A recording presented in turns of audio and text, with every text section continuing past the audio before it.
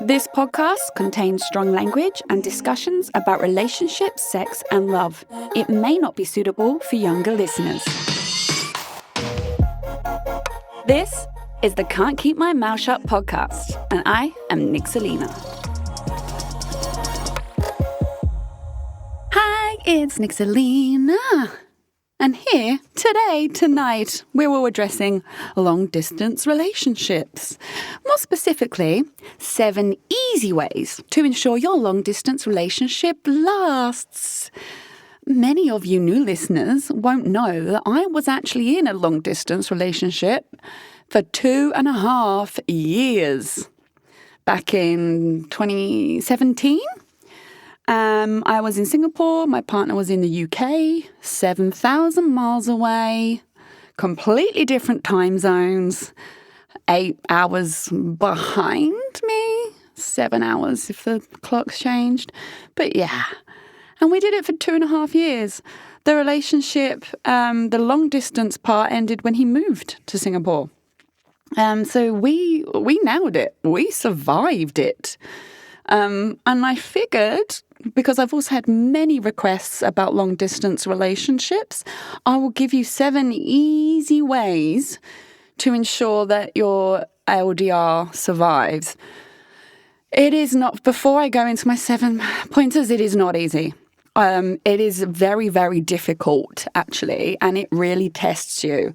So don't think I'm sitting here going, oh, well, it's not a problem, and if you love each other, you'll be fine. No, it's graft. And there are days where you just want to fucking end it. There are days where you feel like I just feel single anyway, or I feel lonely, or it's not worth a heartache, and you miss them every day, and you miss them every night, and you go to bed alone. It's really difficult.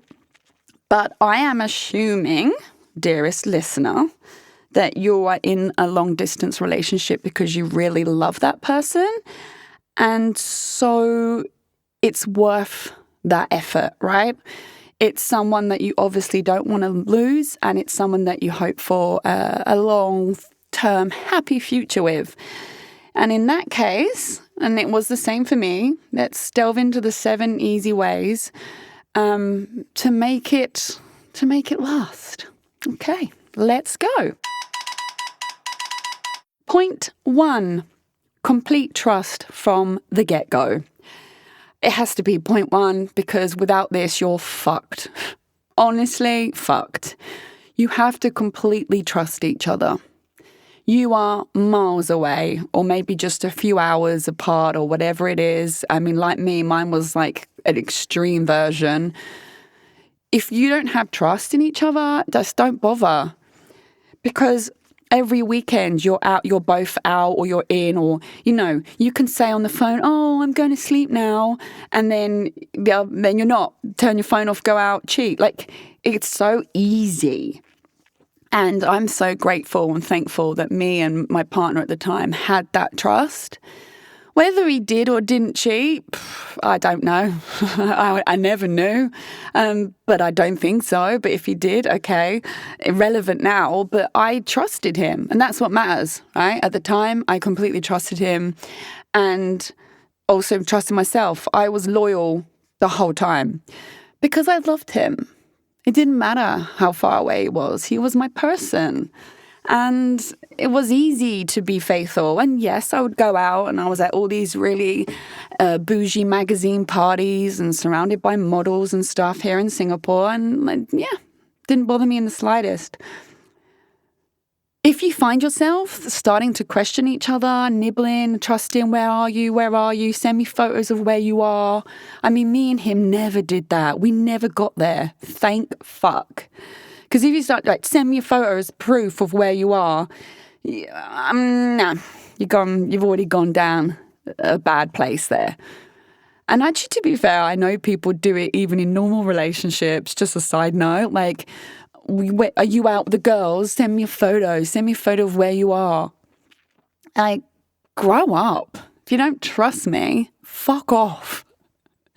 But it's It feels like it's more reasonable to ask this kind of stuff in a long distance relationship. Like, what? Show me where you're going out. Show me this, show me that.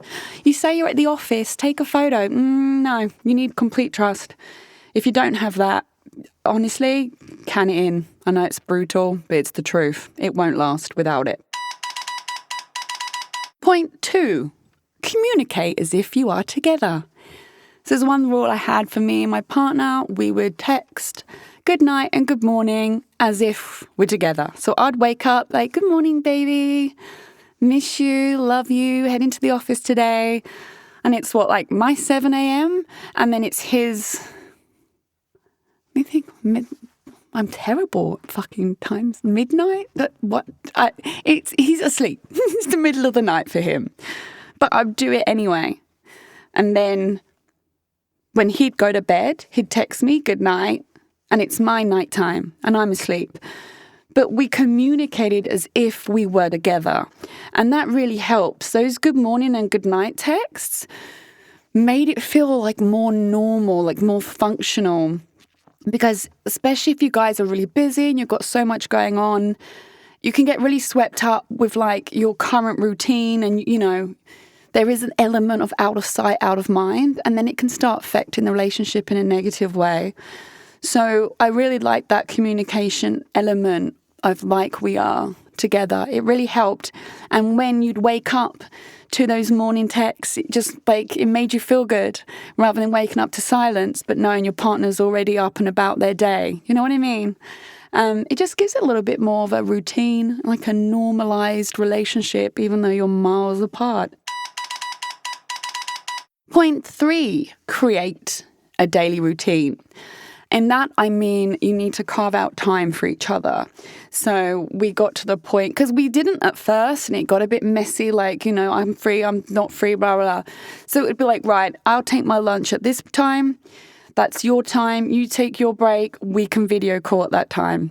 And that's what we try to do every day. Of course, it wavers, and there's times when you can't, and, which you understand. But if you try and create some sort of baseline routine, it really does help for you guys to, touch base with each other. And that routine is to also help stabilize the mixed up and down emotions, which a long distance relationship will definitely give you.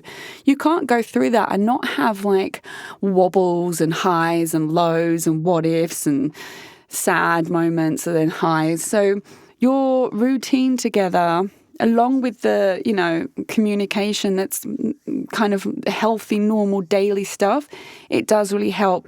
It also means you absolutely do make time for each other.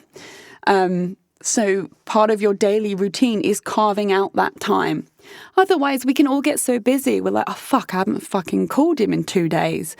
Whereas if you're like, right, 1 p.m., it's the lunch break, sit down, have a coffee, 10-minute video call. It doesn't have to be long, or it can be a voice call, but something that you both know is what happens. Say, even if you just do like Monday, Wednesday, Friday or something, it really, really helps stabilize you.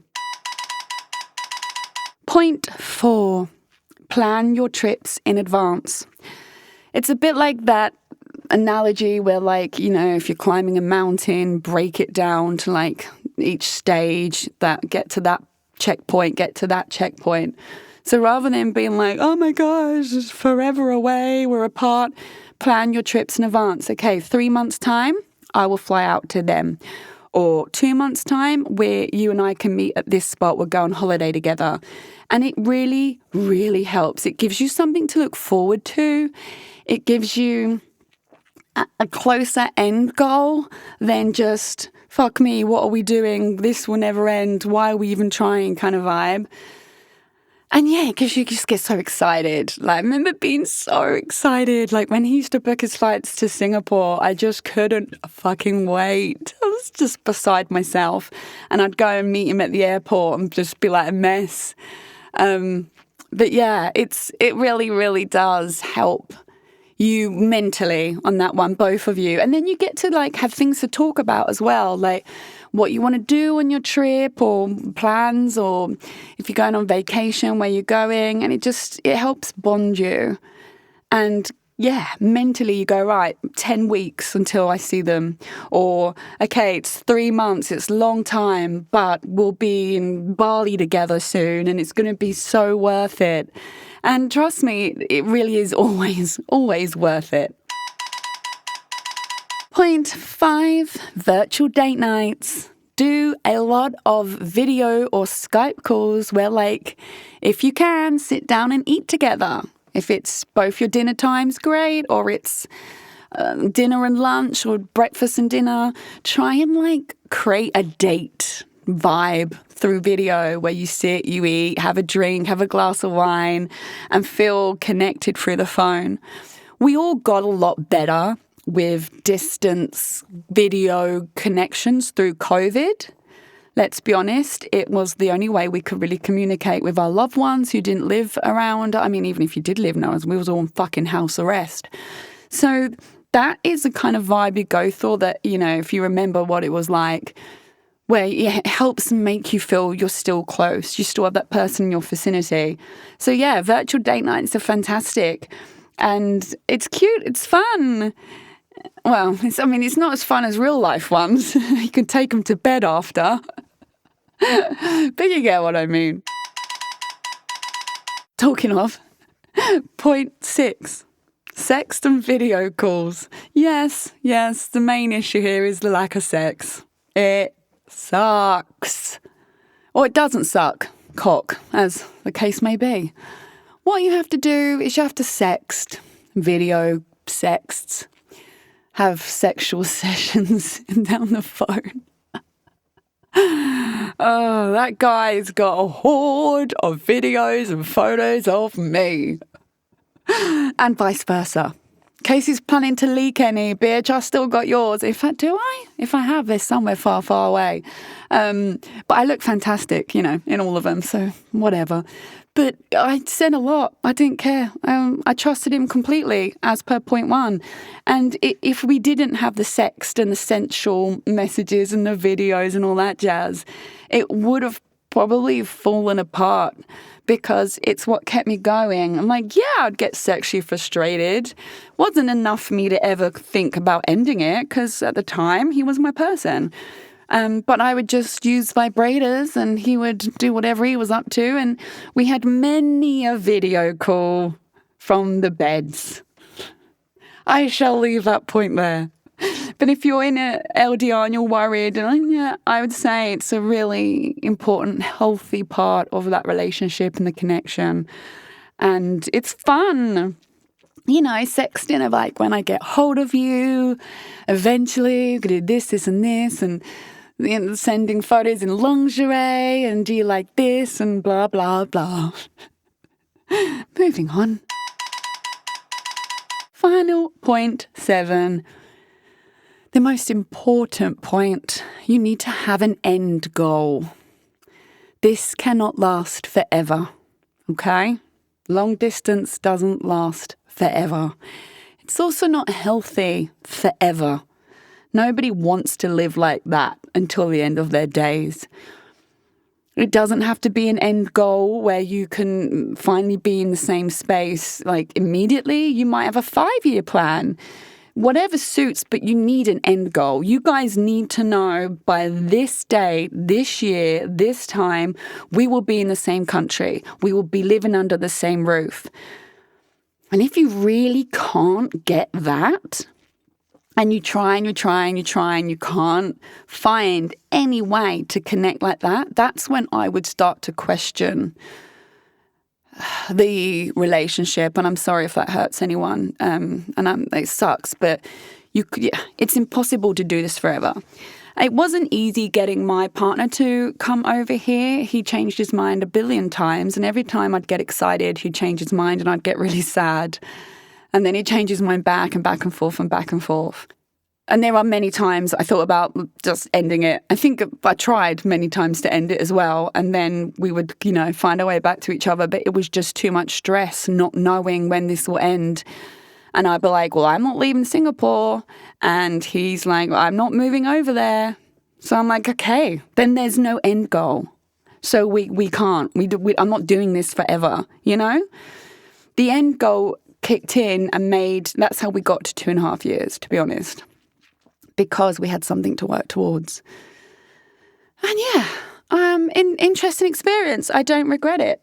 I feel like these are very, they're basic, but ways to make the relationship work, but things that we can easily overlook, and something that I've personally lived through. So I hope that these pointers help anyone in a long distance relationship. And I'd love to hear feedback. Do you do any of these? Have you considered not doing any of these? Do you think there's some things that don't work or whatever? Please flood my DMs with your thoughts at Nixalina, Nixalina. And I look forward to seeing you all next week.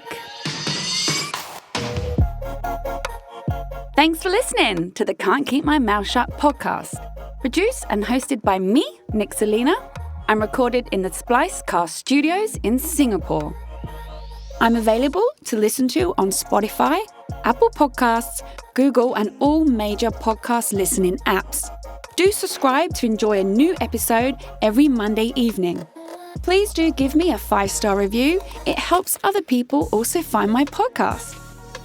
For more content and features to read, you can check out my website, nixalina.com. That's nixalina.com.